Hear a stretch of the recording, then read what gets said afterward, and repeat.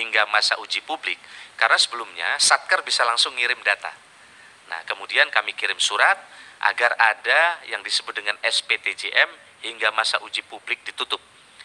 Nah, ada 120 instansi yang tidak atau belum menyampaikan surat pernyataan tanggung jawab mutlak dan ditandatangani oleh PPK instansi masing-masing hingga tanggal 31 Oktober 2022. Nah, ada 12 instansi pemerintah pusat dan ada 108 instansi pemerintah daerah. Nah, ini adalah berdasarkan perkembangan data tenaga non-ASN sebelum uji publik itu 2.421.100 orang, setelah uji publik menjadi 2,3 juta orang. Dan ini ada yang masih belum menyampaikan SPTJM dan ada yang sudah menyampaikan SPTJM. Nah, alternatif penyelesaian tenaga non-ASN, next. Nah, Bapak sekalian kami hormati, jadi terkait dengan banyaknya tenaga non-ASN ini ada opsi pertama itu diangkat seluruhnya menjadi ASN. Tentu beban negara akan sangat berat. Kita menghadapi tantangan kalau diangkat seluruhnya karena kualifikasi dan kualitasnya kita belum tahu. Ada sebagian kualitasnya sangat bagus tapi ada juga kualifikasinya belum sesuai dengan kriteria yang dibutuhkan. Yang kedua opsinya adalah diberhentikan seluruhnya. Namun jika diberhentikan seluruhnya, tentu akan mengganggu pelayanan publik. Karena banyak sekali ASN yang masa pensiunnya sudah tiba, belum ada yang menggantikan di sektor-sektor layanan publik itu. Terutama di sektor guru dan nakes. Atau yang ketiga, kita angkat sesuai dengan skala prioritas. Nah, prioritas ini kita rumuskan, kemudian kita lakukan langkah-langkah afirmasi untuk pengangkatan bagi non-ASN yang ada dalam kriteria ini, seperti pendidikan dan kesehatan yang tahun ini menjadi skala prioritas kami. Nah, Bapak sekalian saya hormati, inilah kita telah melakukan pemetaan terkait dengan masing-masing PPK untuk melakukan pemetaan. Nah, penetapan jabatan prioritas ini, jabatan prioritas yang diberikan afirmasi untuk P3K, kita lihat kalau jabatan prioritas mereka ke depan skenario-nya kita seleksi lewat P3K dan atau PNS. Tapi kalau jabatan non prioritas itu berarti masuk jabatan non ASN, nanti kita carikan berbagai alternatif afirmasi. Kategorisasinya mulai pegawai profesional di BLU atau BLUT, tenaga pendukung KLD dan bukan jabatan ASN, atau outsourcing dan seterusnya dan seterusnya. Intinya kami menyiapkan skenario bahwa seluruh ASN ini, seluruh non ASN ini yang berbakti kepada daerah, kita carikan beberapa alternatif yang mereka tetap untuk bisa mendapatkan pekerjaan. Nah, ini Mbak sekalian kami ingin laporkan kepada Komisi 2 yang terhormat, inilah penetapan formasi ASN yang sekarang sedang berlangsung. Nah, Mbak sekalian, di pusat itu ada 208.758 jumlah usulan, tapi jumlah penetapannya 93.197. Di daerah jumlah usulan 515.000, jumlah penetapannya 424.000. P3K guru 328.000, tapi yang penetapannya 319.000. Karena sebagian daerah tidak mengusulkan karena merasa tidak punya anggaran dan seterusnya. Nanti akan kami jelaskan di belakang. P3K tenaga kesehatan kita siapkan jumlah usulan 94.000, jumlah penetapannya 80.049 orang.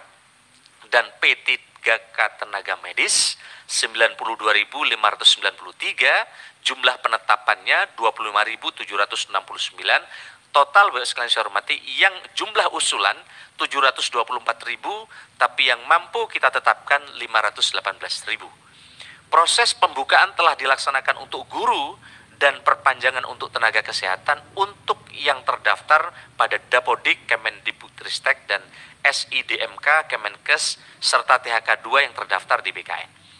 Nah, Bapak sekalian, inilah penyelesaian bertahap tenaga guru. Next. Ini kebutuhan tenaga guru 758.000 Bapak sekalian, tapi Pemda hanya usul 320.411. Jadi Pemda tidak mengusulkan sebagian karena berbagai faktor. Ada juga yang telah ditetapkan, baru Pemda banyak yang usul ke kami, tapi sudah ditutup prosesnya karena mereka didemo oleh sebagian masyarakatnya maupun komplain oleh anggota dewan yang terhormatnya. Ini banyak kira-kira begitu. Oleh karena itu Bapak sekalian, penetapan formasi gurunya menjadi 319.000.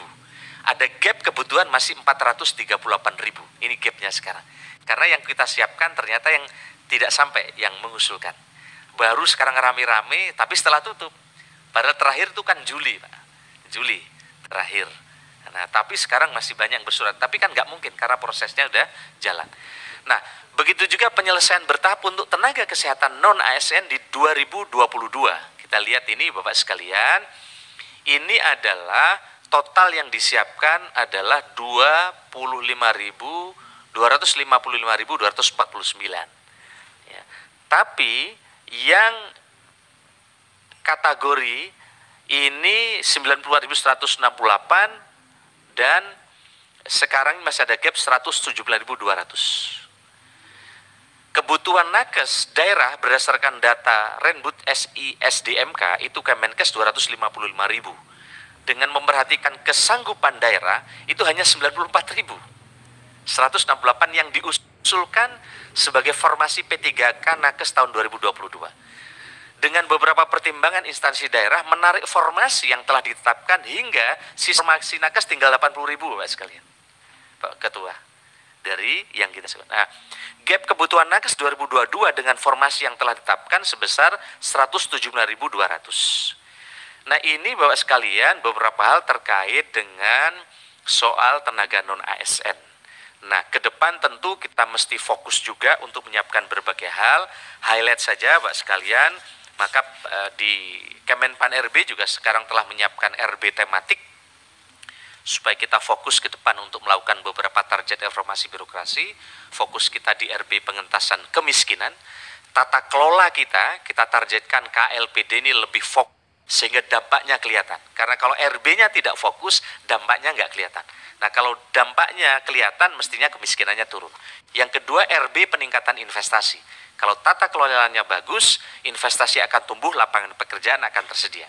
Begitu juga digitalisasi di administrasi pemerintahan, kalau digitalnya jalan, pasti pelayanannya akan lebih cepat, lebih murah, dan akan lebih transparan.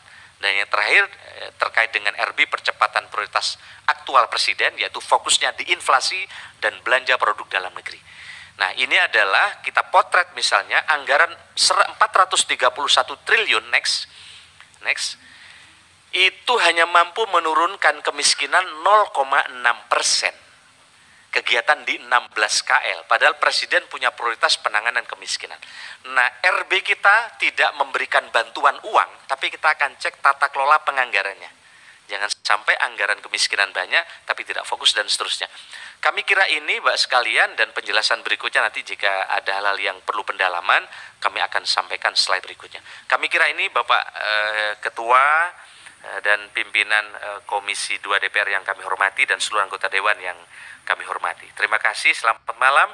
Assalamualaikum warahmatullahi wabarakatuh. Om Santi, Santi, Santi Om, Namo Buddhaya, salam kebajikan. Terima kasih Pak Menteri, Pak Abdul Azwar Anas yang sudah menyampaikan pandangan ke depan tentang langkah-langkah kita untuk status pegawai yang ada, terutama untuk non-ASN dan P3K.